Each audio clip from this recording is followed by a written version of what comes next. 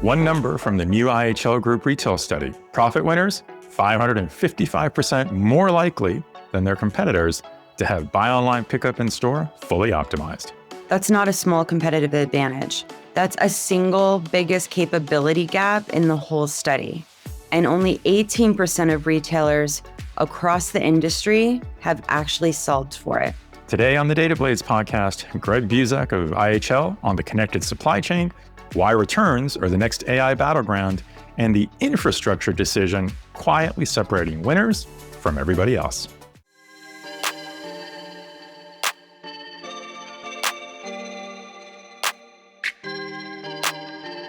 Welcome, retail data junkies, to Season 2, Episode 9 of the Retail Razor Data Blades Show, the podcast that slices through complex retail research to bring you sharp, actionable insights you can use today. I'm Ricardo Belmar. And I'm Casey Golden. This is part 3 of our AI in Retail mini-series with Greg Buzek of IHL. We've covered shelf intelligence and the augmented associate. If you missed those episodes, stop here, go back, and catch episodes 7 and 8, then come back for today's conclusion. We'll wait, because today we're getting into the part of retail that really keeps executives up at night: supply chain and returns. And the headline number from IHL's 2026 Retail Transformation Study on this is absolutely staggering.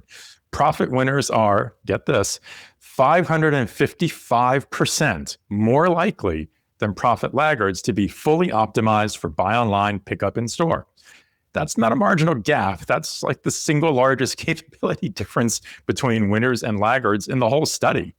And only 18.2% of retailers across the entire industry are fully optimized for BOPIS. Only about a third are optimized for local delivery. So there is a massive execution gap on fulfillment models that retailers have already publicly committed to. Today, we're walking through what's separating the leaders from everyone else: RFID, computer vision, edge compute, returns, how they handle tariffs, and it goes on and on.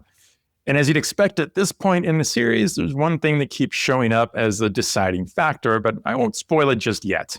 In fact, before we dive in, let me tell you about our sponsor, Retail Club.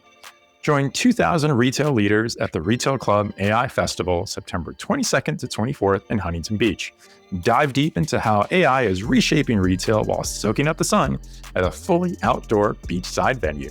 Decision makers from retailers and brands can attend with free tickets and up to $1,250 in travel reimbursement. Head to retailclub.com/retail-razor-podcast to learn more and get your ticket today. Thank you to Retail Club for helping us bring you this podcast and all the shows in the Retail Razor Podcast Network.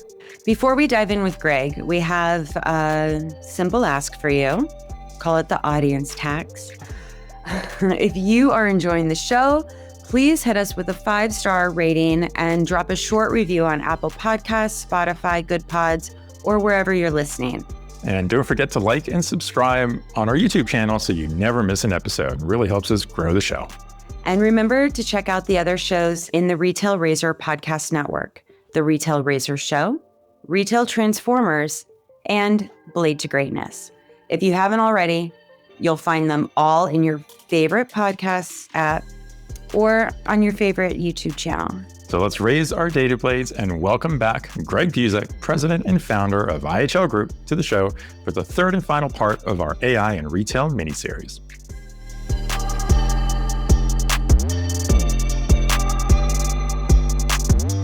Welcome back to the Retail Razor Data Blades Show, Greg. Excited to close out this 3-part series with you today and focus on a topic that really keeps retail executives up at night: supply chain and returns. I think sometimes it's everyone's favorite topic to hate. Your 2026 data is showing there's a gap, right, between retailers who've cracked this problem and those who haven't, and that gap is just getting enormous. So I can't wait to get into this with you. It's great to have you here today. Yeah, my pleasure. It's great to be back. And I'm especially excited to hear from you on what's causing this gap. I think the answer is going to surprise a lot of retailers because I don't think it's what we expect. Yeah. Well, let's jump in. Yeah. So I think the most striking data is the fact that the leading retailers have just expanded their pie. Right. so to speak, in terms of the number of distribution points that they have. And then they're actually optimizing those distribution points for margin, just like you would traditionally at the store level. I mean, what we've seen is the people that are the highest profit retailers are literally almost 6 times more likely to have optimized their buy online, pick up in store process. And they realize that that is a huge opportunity, whether it's click or collect or BOPIS, however it works based on the chain. The ability to optimize that for margin is returning tremendous dividends. And we see the most profitable retailers are focused on these alternative channels for things. And that extends even further, not just getting the product to the customer, but when you're dealing with returns on the back end, optimizing that reverse logistics as well. Each of these areas is margin loss if you don't do it correctly. So for instance, on the buy online, pick up in store, your associates are doing the work the consumers used to do. And so you've got to optimize that pick and getting things ready so that there's minimal amount of labor. And so having the technologies and the tools in place to find those items very, very quickly, get them staged and ready to go. That's often the difference between profitability and loss in a lot of retailers. How big is the gap you're seeing between winners and laggards in this area? Yeah. So 555% in terms of they're more likely to have optimized it there. But it's also not only that, but they're doing twice as much of it as well. Okay. So it's like, 2 to 3 times as much. So generally overall, there's only about 18% of retailers who have optimized these channels. And so the ones that are winning are the ones that are doing that. They're recapturing this margin loss in all of these different areas. And it's not just theft where you're having margin loss, that you've got margin loss in these distribution areas if you don't optimize those processes. What does the data show about which technologies are separating the laggards on fulfillment? Yeah, the two biggest technologies that we're seeing are related to actually inventory accuracy more than anything else. So it's RFID and computer vision. And then it's getting more and more into like AI robotics, automating that entire process. So it's kind of taking humans out of the loop of counting the merchandise and putting more humans in the loop of getting the merchandise on the shelf when you have scarce labor there. But RFID, what we found is the leaders were, 1,600% more likely to be using RFID than the laggards were. Wow. That was a clear separator. We talk about AI and all these tools and having clean data. Well, RFID is one of those tools for clean data. To get the clean and data, when you think of it for the benefits of buy online, pick up in store or ship from store or local delivery, knowing you've got the product and where it is in the store through cycle counts there is critical. And particularly if you're in high theft categories like health and beauty, and in those kind of things where it's like, do we even have it? Can I take this order? Do we even have it? That ability to see that is really an advantage over others. Yeah. You can't deliver, you can't fulfill what you don't have.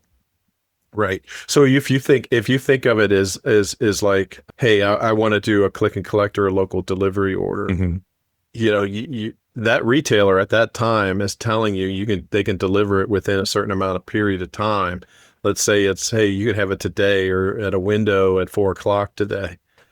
If they don't know they've got it, they've got a real mess on their hands, and they're going to lose the margin completely on that order for things like that. And so that's what the winners do differently, is they've embedded the technologies to allow them to optimize these different journeys that are not just there. I mean, because only about 48% of total retail sales now are the customer walking in and walking out with a product. The rest of it is coming from all of these different models where I've ordered it on my phone to pick up. Now, this includes restaurants in there, so it might be a little skewed. Okay.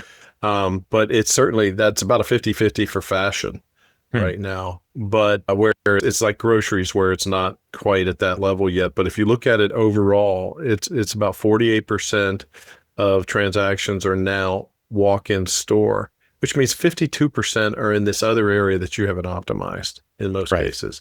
And that is often the clear separation for things there. So I'd love to just double click on computer vision. It was all the rage like during the pandemic. I mean, but it seemed really hard to get approved. And then I didn't hear about it for a little while. And now I'm starting to, it's coming up in daily conversations as if it's always been there. yeah.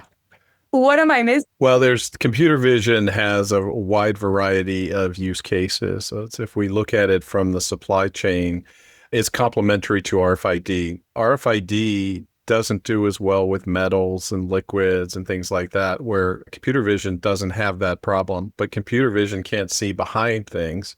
And so you use the two together to get the most accurate picture of what's going on. But computer vision and theft is the big area. So, I mean, we've had quite a bit of change due to administration differences and also the ability to prosecute in many areas where we saw a lot of theft during the pandemic and late in the pandemic. I always point out, I tell people, if you really want to know what's going on in retail stores, go to the Apex Loss Prevention Summit in Nashville in this late summer, early September, or late September this year, because it's like the AA meeting for retailers, and you really hear what's going on inside of retailers. But where we're seeing it used is a lot for loss prevention, and we're actually doing a webinar on this. But the impact of using facial recognition, not from a privacy standpoint, but to find the bad guys, and also realizing that those bad guys, they visited 6 different stores.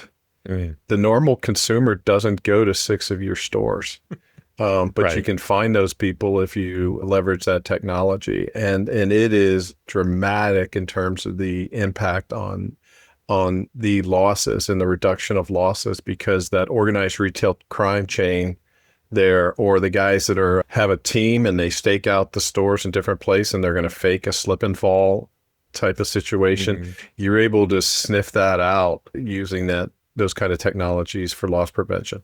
Where it's been used the most in loss prevention is in the area of self-checkout and trying to find theft there. But it has use cases all over the place. And one of the things that has happened, Casey, most recently, is individual use cases being run on the edge rather than having to have this cloud or large format things there. Now, you can literally run it on a point of sale terminal. You can run it on a Raspberry Pi in some cases, some of these models that are optimized for just that use case. So now you're sub $500 for the hardware to run computer vision on the processing device, tapping into your existing cameras.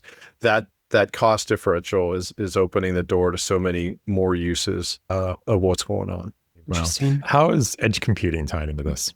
Yeah, so you can't process computer vision anywhere but the device Locally. itself or on the edge, and that edge might be the access point, or it may be in the back of the store. So edge computing is huge when it comes to all of these technologies, because even RFID, for instance, you only care about what's moved. Once you get that first initial thing, if it hasn't moved, you're not changing the account. So how do you process through everything that you're reading and realize, oh, these are the 10 that moved since the last read? Those are the things that move upstream. So you've got to process that at the edge as well. So Greg, let me ask you then. So how would you characterize these areas? So you got the edge computing, computer vision, RFID. How would you characterize this in terms of how much better off are the winners from the laggards because they have these enabling technologies? Right. Yeah. And it's just how they align, these technologies align to that optimization type of thing. So the guys that are using RFID today, they're 92% more likely to be optimized for those journeys, for those non-walk-in retail situations. And like I said earlier, if you've got one size dress, but it's in the dressing room, and you you can't find it. You're going to lose all the margin on the transaction and the labor it's taking somebody to find that item throughout your store. And that's why it becomes such a critical technology. It's also a great loss prevention tool as well, although you're not going to use RFID to stop anybody from stealing stuff. It does allow you to know, hey, we don't see this anymore. So it gives us a window to check the security cameras as to when we lost this item. Right. Because you saw it move. Exactly, because it's not there in the read anymore, and so it greatly narrows the use case to find things. Okay, so let's look at returns specifically then. So what is data telling you about reverse logistics? How is AI changing this part of the supply chain? Yeah, so where AI is coming into play is an associate tool at the point of return, and that even starts now more online for the returns, even where you would normally take something to a store. What many retailers are realizing that if the item sells for less than $25, in a lot of cases, it's more efficient for them to just allow the consumer to keep the item than it is to go through the reverse logistics process to take it back in, pay for that labor, put it in a box and send it somewhere type of thing. If they're selling it for $25, their actual cost of that item is probably $7, $8, and everything else is in the transportation of items going back and forth. So they look at it and say, you know what, it's going to cost me $8 to ship this thing back. It only cost me $7. You keep it. Okay, so that's one step that they're doing. But then if it is going to come back into your supply chain, where does it go? Does it go back into store inventory? Do I have to do any evaluation of it? If somebody's saying it's an outfit and it's just the wrong size, I can take that and put it right back into store inventory if we carry that item at the store. The second piece of it is does that have to be evaluated? Like, if you're talking about electronics, there are open box rules where you can't sell something for the same price there. Does that have to be tested first? Is that tested here in the store? Is that tested locally? What's the policy per item? And the ability for that to be a snap decision and where the associate knows exactly where that item goes for maximized profitability, that's a big deal. Does it go directly back to the manufacturer? Does it go back to a warehouse? There are businesses now where you can just buy returns. You just buy sight unseen, hey, I want to get a pallet of returns, and you hope you've got something that you can resell for a profit. People are making businesses out of that type of thing. So, but the smartest retailers are optimizing that entire return logistics process there because you're not making any money. So it's how do you just lose the least amount of money in that reverse logistics process? And it's generally cost 5 times the cost of logistics to get something to a store than to get it back to where it came from. And the smartest retailers have gotten to the point where their systems where that is now the leverage point. And when you're dealing with anywhere from 18 to 20% of items being returned in fashion, it's way higher. It could be as high as 60 to 70%. Women's dresses have a return rate of over 90%. Now that are purchased online. It's just an absolutely astounding number because we've got all these aspirational sizing. So where AI comes into play there is, have you not heard? You've never heard that term before?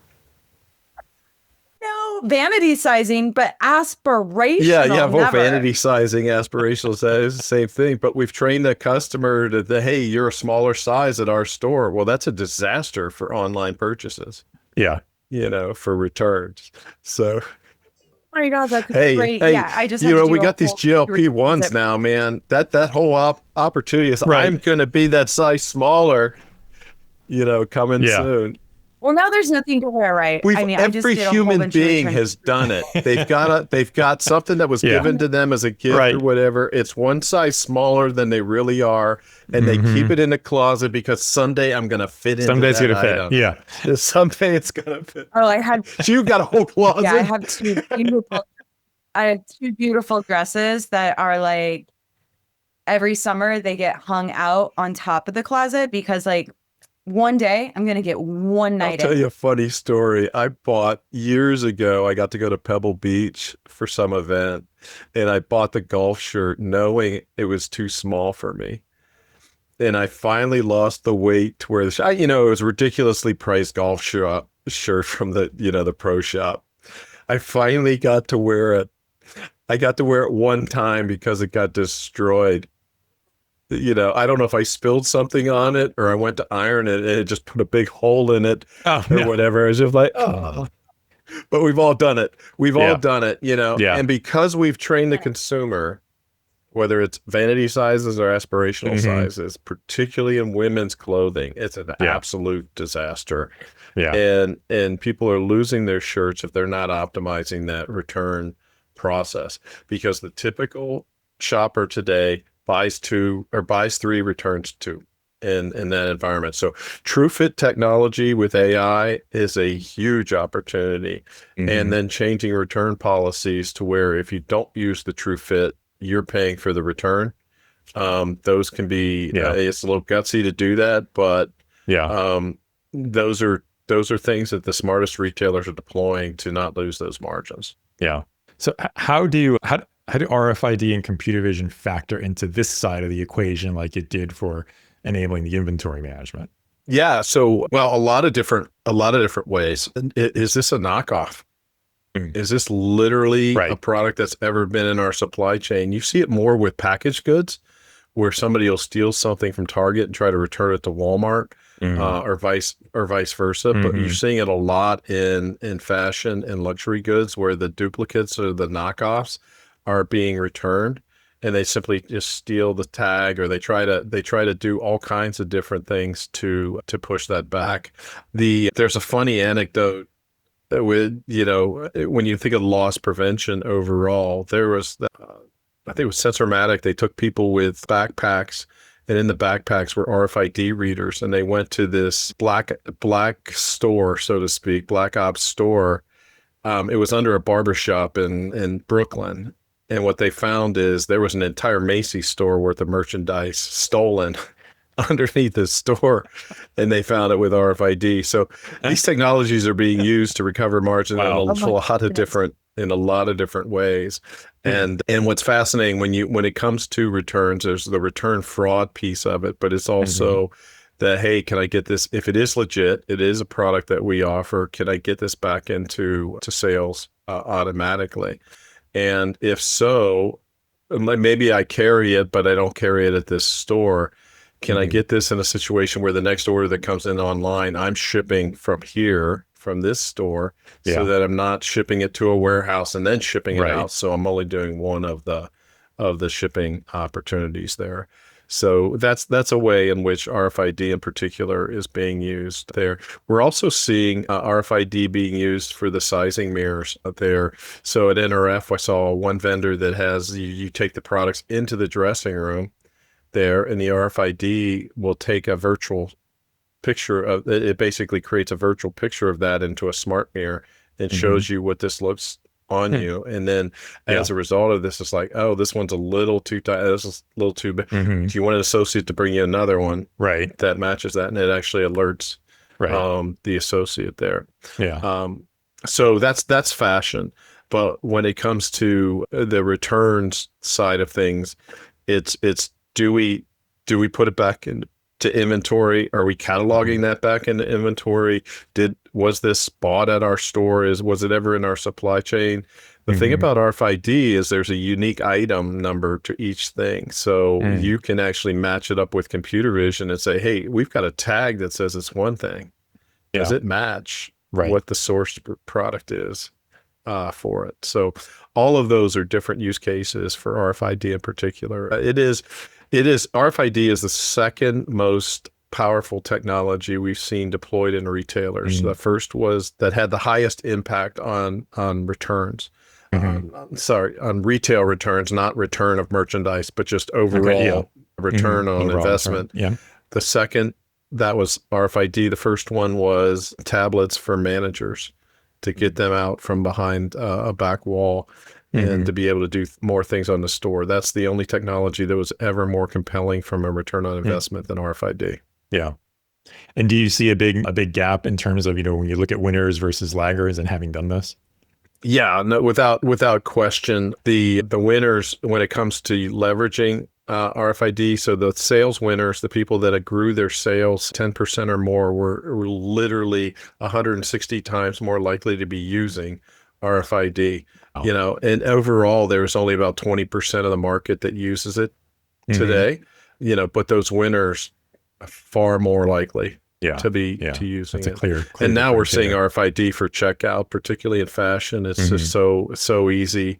And being used most often in fast fashion type of categories, but where you just ring up the entire basket immediately through that. And then last, like I said, loss prevention on hey, we knew where this product was at this point in time. One of the things, that made that such a overnight success after being a technology that was 25 years old was simply the ability and the ability to store the individual item information in the databases. It took a long time to be able to support that because you've got exponential increase now in the amount of storage per SKU, because now every item has got to be stored. And so that was a big limitation. And now the compute is there to do that, particularly as we've gotten more concerned with sourcing. Where did it come from? How did we have it? Return fraud, all of that, all those different use cases. Right. So, Greg, what's the one thing you would tell a supply chain leader to prioritize right now for the second half of 2026? Well, there's been no greater heroes, I think, in our retail environment than the supply chain people the last several years. I say it's kind of like, you're trying to run a NASCAR race and there's a bomb on turn 3. We just took that out because of COVID. Okay, now let's go. We'll reroute through the concession stand. I said, no, there's a riot at the concession stand. We got to do this. Oh, now we got tariffs.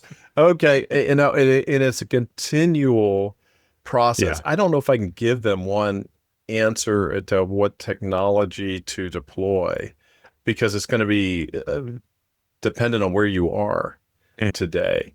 All I can tell you is RFID and computer vision have been the two technologies that move the needle the most if you take it down to the technology level.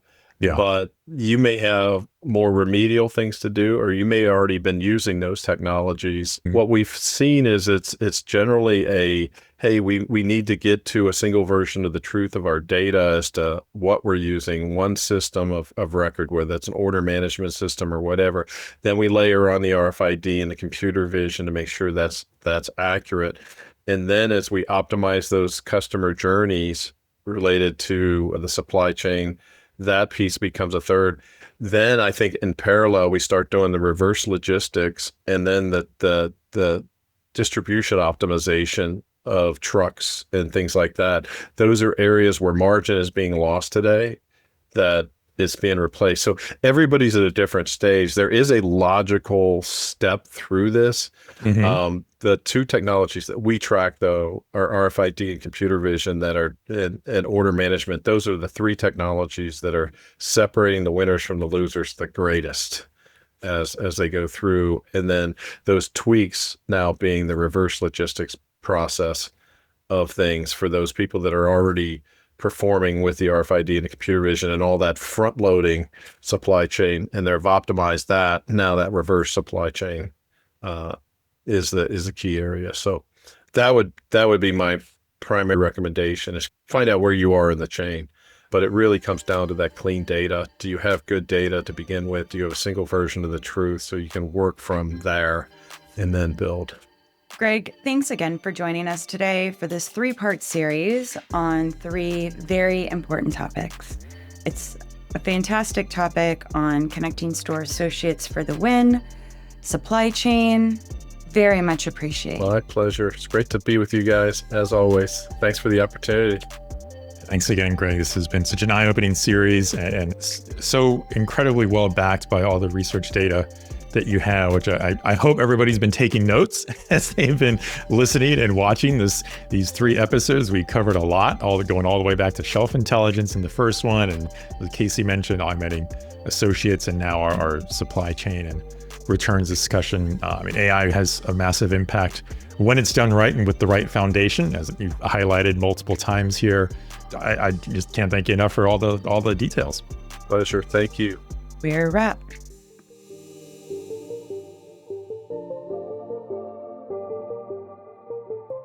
Loved this episode? Drop us a 5-star rating and review on Apple Podcasts, Spotify, or GoodPods.